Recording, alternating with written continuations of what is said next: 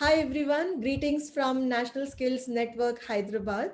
I hope you have been following us on our YouTube channel and watching all the interesting and enlightening conversations which we have been featuring on our YouTube channel. Probably for the first time, you must have met the leadership team members of many institutions and organizations who are connected with skills and education. So, to continue with this series, today we are featuring a conversation with the principal of an important ITI in Mumbai.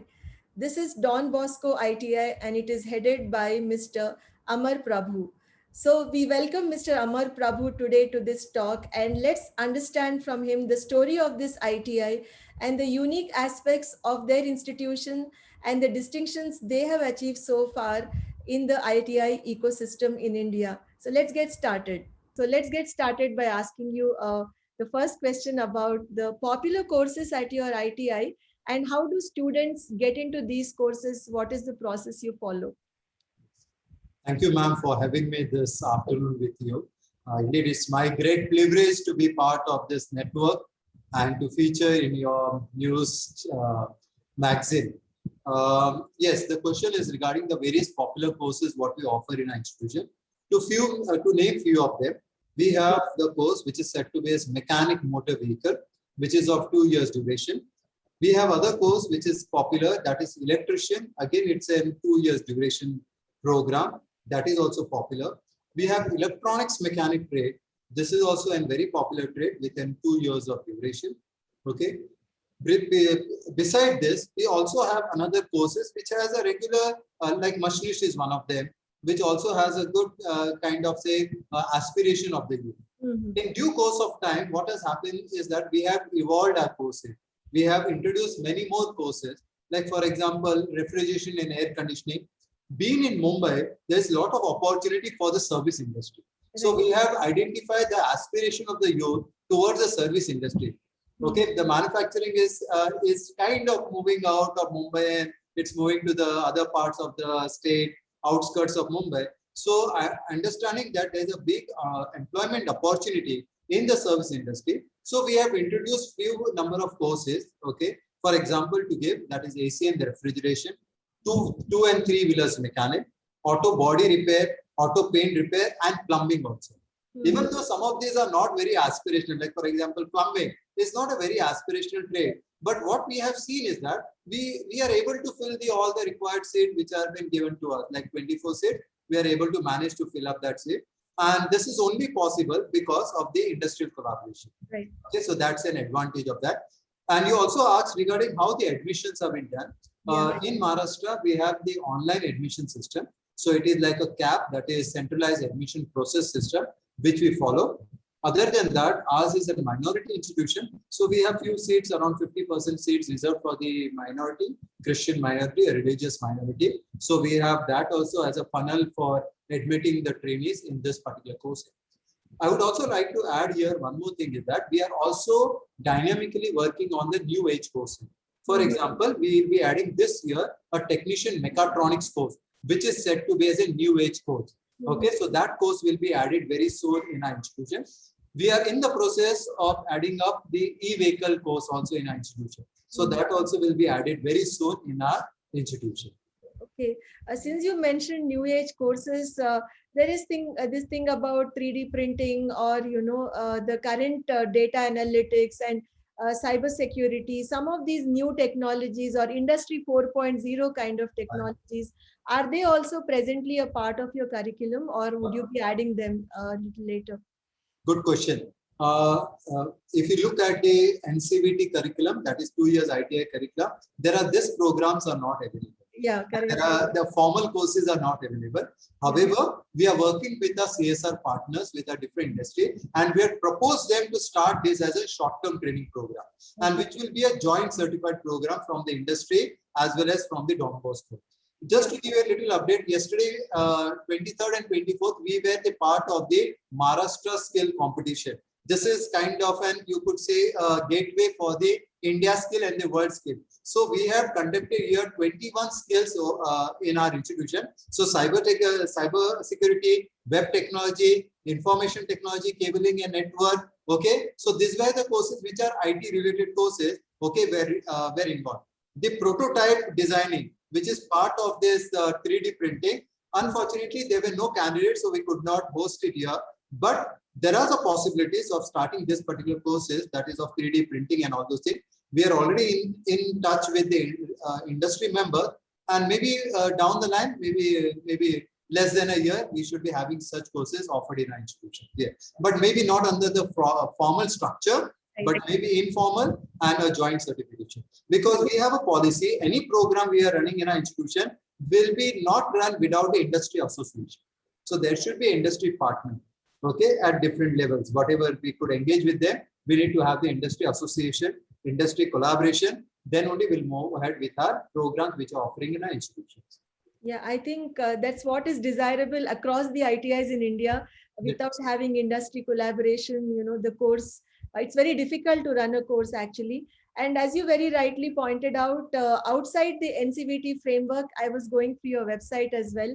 You have listed certain courses with your industry partners. So I'm assuming new type of courses could be offered from that kind of a partnership model, which would be interesting to a lot of students. And I guess also in the long run, it will help us in changing the image of technical education, vocational education as not something just limited to hands-on plumbing, but maybe plumbing technologies, IoT in plumbing, or you never know, smart plumbing or any of those things. So it's maybe if I add something here, ma'am, we always try, or rather this has been the practice in our institution, to go beyond the curriculum. Yeah. Let's not stick to the framework of the curriculum. Okay, it's good. It's a model. It's available with us, but nobody stops us. This is a message for all the ITIs, or rather all the vocational training institutes, okay, our VET institutions in our country. Okay, that nobody stops her giving extra. Okay, as long as you can make the trainee employable.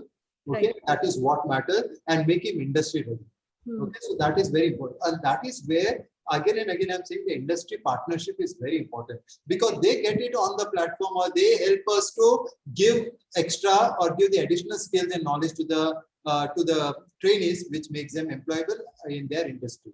So this is a point I would like to draw. Yeah, that's true, and good that you have re-emphasized it. I'll come back to it a little later to learn more about the details.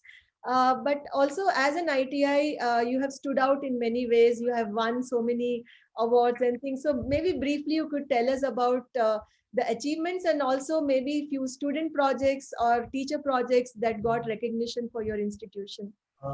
To name few of them is that we have been awarded by the Toyota twice, okay, the best institution.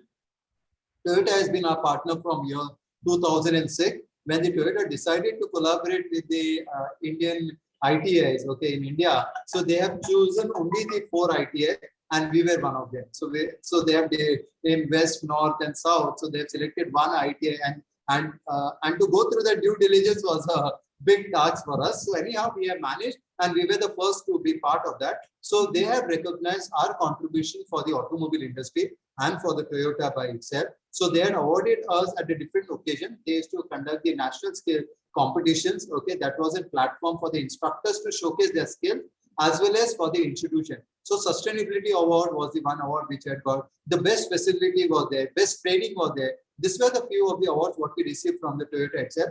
Even our instructors, okay, they have participated in the different skill competition. These skill competitions which were organized by the Maharashtra state and by the Toyota and by the various industrial organizations. So our instructor participates. See, when the instructor participates in such kind of skill competition, actually that helps them to, you could say, hone their skill or refresh the skill. So many of our instructors, auto body, auto paint, electronics, okay, machinist. These were the few of our instructors who have won the award from the Maharashtra state government, as well as for the industry, that is for the Toyota and other industries also. And also I'd like to highlight in a special way, the Maharashtra state government has started the awards for the best ITI. So we were the first to receive, when they started first, we were the first to receive the best ITI in Mumbai region. And from the region, now we have moved to the state category. So in which we were the best in all the private ITIs, and in the top 3 of all the ITIs present in the Maharashtra. To give an idea, there are 966 ITI, okay, present in Maharashtra, with including both government as well as the private. So we are privileged that we have been, our contribution to the skills have been recognized by the various platforms, that could be industry as well as by the government of Maharashtra. Even you may be aware that government of India has also started grading of the ITI. Yeah. So we were graded 5th in the whole of Maharashtra, as we have moved to that level also. Yes. That's so nice to hear, and congratulations for all these achievements. Thank you. So I'm sure other ITIs can emulate the practices from a private ITI and improve. And I hope you have such opportunities to interact with more people and share your wisdom and knowledge. And let's hope through this talk also many will get to know about a few of the best practices you follow perhaps. So my next question would be to you about, you mentioned about the industry partnership, in detail, like, but how does it help you, for example, when the industry curriculum changes? Let's say the NCVT curriculum stays, very stagnant, and then today we are talking about e-vehicles in automotive, right? We are talking about new technologies. So how do you handle this? Perhaps if it is Maruti or Toyota or any of the automotive companies, the curriculum would be much more, the expectation of skills would be at a very latest level, and the curriculum is slightly old. So how do you bridge this gap? Again, it's a very good question, and very apt question, rather, I would say.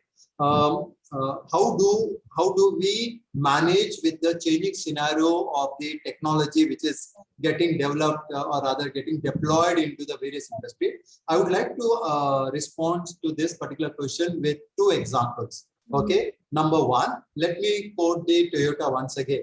Being they have been partner in automobile industry, what has been decided, what has been the you could say the process or the system followed is that, other than the NCVT curriculum which is available, okay, what has been decided, we have found out what are the gaps, okay, which are there in the automotive sector, which will help to make the automobile trainees employable. So those gaps have been identified.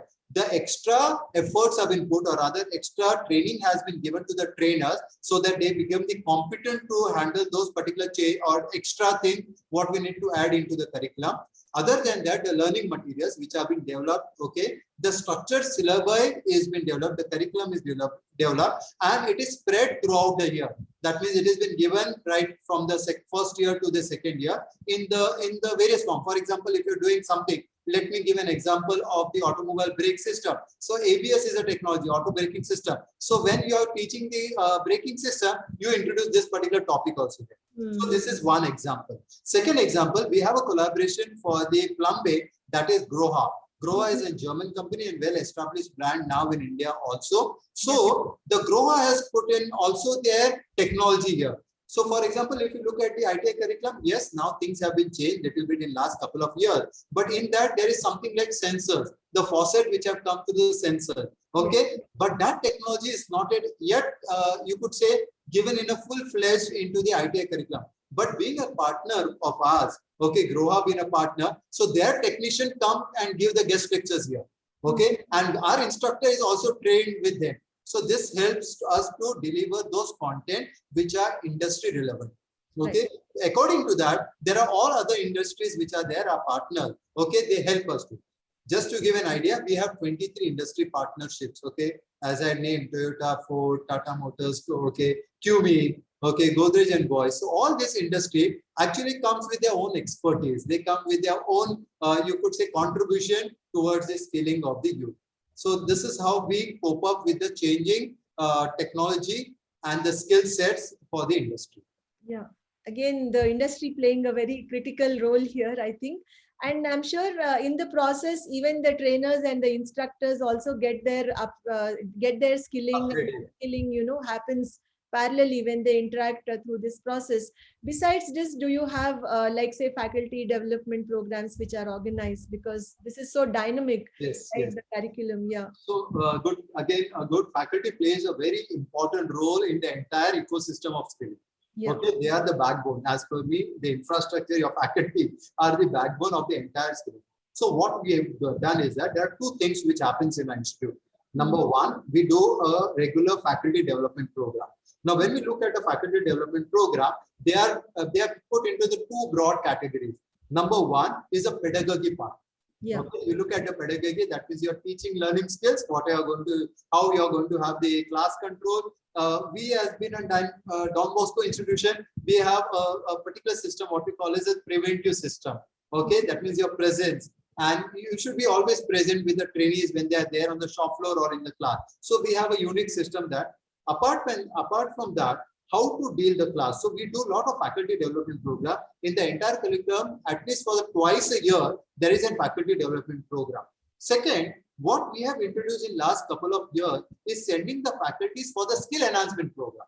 Okay, for example, if you are from the automobile group, okay, we will send you to different garages and you have to practice it by yourself by working on those vehicles. If you are from the machine shop, from the fitters and machine, and we'll send you. And ma'am, here what I would like to make, the selection of the industry matters more. Okay, like where are you going to put them? Are you going to put them into the small scale industry, medium scale industry, or large scale industry? So what we do, we kind of rotate them into different industry. So maybe few days in small scale, because some skills very much are very relevant in the small scale, and some practices are very good into the large scale industry. So we put them in as per the requirement, as per the skills required, we do them. And same time, we also look at the TNA. Okay, training need analysis is also there. Where is that area you lagging? Since the industry is there, again, you know what are the areas, what are the things are changing. Okay, so those are the things where we do that. Other than that, time to time, the faculty development program, skill enhancement program, as well as for the new technology are doing. And now, due to this COVID and all, there was also an opportunity for a lot of the online training program, which actually kind of gave the edge for them, for the reskilling for them and understanding the new technology. Yeah. Since you mentioned COVID, my next point was that how did you handle this kind of a challenge which came in between, let's say, the last 1.5 years, and currently are you on campus, or have you already started using a blended kind of a model for your teaching learning process? It was challenging, as we all know. We have gone through, or rather, we're still going through a difficult time. So it was a big, you could say, kind of an surprise, or a surprise is not the right word here, but it was a very difficult time for us, and especially in the vocational education, when we say our 60 to 70% of our curriculum is from the hands-on. Yes. Okay, and only 30% comes as a theoretical instruction. So it has been a challenging. It has been very challenging for us. However, it took little time for us also to move from the conventional method of physical training to the online training. So which involved a little bit of training for the instructor to use a different kind of an platform, online platforms for them. It could be Microsoft Zoom, it could be Google Meet, or it could be Zoom, or whatever the various platform. It took us little time to get them acquainted and all. We have to do a lot of kind of hand-holding, mentoring, both for the trainees as well as for the parents during that time, because very difficult for us to do. However, my submission is that this is not a right way for doing the skilling. Okay, we cannot do everything online. But few things what we did was we managed to get the instructor, few of them to the institution. We tried to demonstrate them live by showing, working on the machine, working them on the machineries and electrical, or it could be automobile, it could be the machine shop. Okay, so instructor would perform that and the trainees could see them live. So that was one way of dealing that. Some YouTube videos which are freely available, those were also telecast, those were also used kind of thing. Few of the instructor, as we have stressed in the past, for the lot of audio-visual aids to be used to save the time and to have the better learning. Okay, we know there are different types of learners in the class. To have the better impact on the learning, we already made that plan, like we have been doing it for many years, that you need to have a lot of content on PPT, you need to have a lot of videos. All our class are well equipped with the audio-visual aids and all. So that has helped us to use it into the online mode. Now, as of now, still we are struggling to start the course.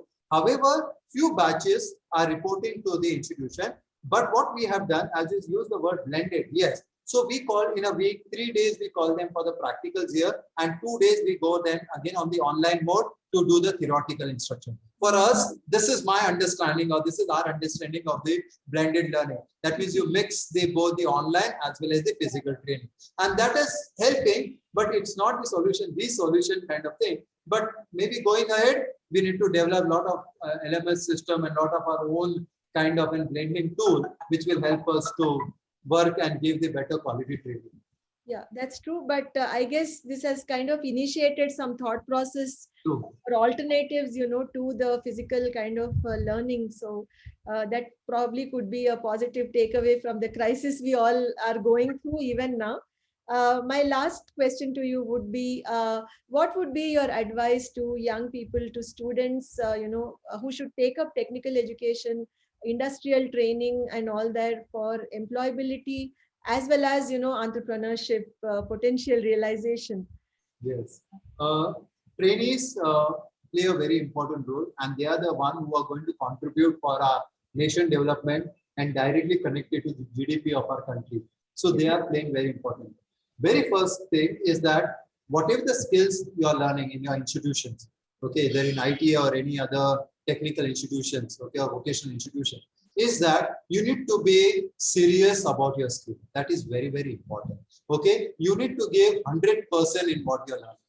Okay, that is the first point. Second is that you need to also cultivate some kind of practices like what we are calling as a soft skills. Okay, like many of the industry complain that many of the students are not punctual. So I would start with that small thing. You need to be punctual. Okay, you need to take it serious. Your training once again, that whatever you're doing, you need to be punctual. Okay, and since we are all evolving to the and we are preparing ourselves for the next generation of the skilling, so which means industry 4.0, okay, it could be another skills which are coming in, okay, wherein we need to be in the mode of continuous learning. We need to keep on enhancing our skills. We need to keep on enhancing our knowledge.